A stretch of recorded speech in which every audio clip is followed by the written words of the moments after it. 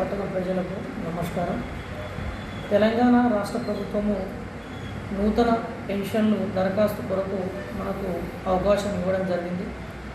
కావున పట్టణంలో ఉన్నటువంటి ప్రజలు ఎవరైతే అర్హులు ఉన్నారో వాటికి కావాల్సినటువంటి ఏవైతే పత్రాలు ఉన్నాయో ఆ పత్రాలతో సహా తీసుకొని ఆగస్టు 31, 2026 వరకు ప్రత్యేకంగా ఏర్పాటు చేయబడినటువంటి కౌంటర్ ఏదైతే మున్సిపాలిటీలో ఉందో అక్కడ మీ యొక్క దరఖాస్తును సమర్పించగలరు.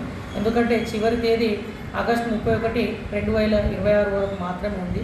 కాబట్టి ప్రజలందరూ, వివిధ వార్డులలో ఉన్నటువంటి ప్రజలందరూ ఎవరైతే అర్హులు ఉన్నారో వారు మాత్రం ఖచ్చితంగా 31 ఆగస్టు వరకు దరఖాస్తులను సమర్పించాలి. కావాల్సినటువంటి పత్రాలతో సహా ఈ దరఖాస్తులను ఇవ్వాల్సి ఉంటుంది.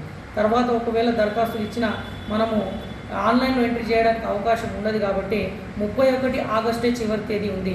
మరొకసారి చెప్తున్నా, 31 ఆగస్టు 2026 వరకు ఈ పెన్షన్లకు సంబంధించినటువంటి 7 రకాల పెన్షన్లకు సంబంధించిన దరఖాస్తులు మీరు ఇవ్వచ్చు.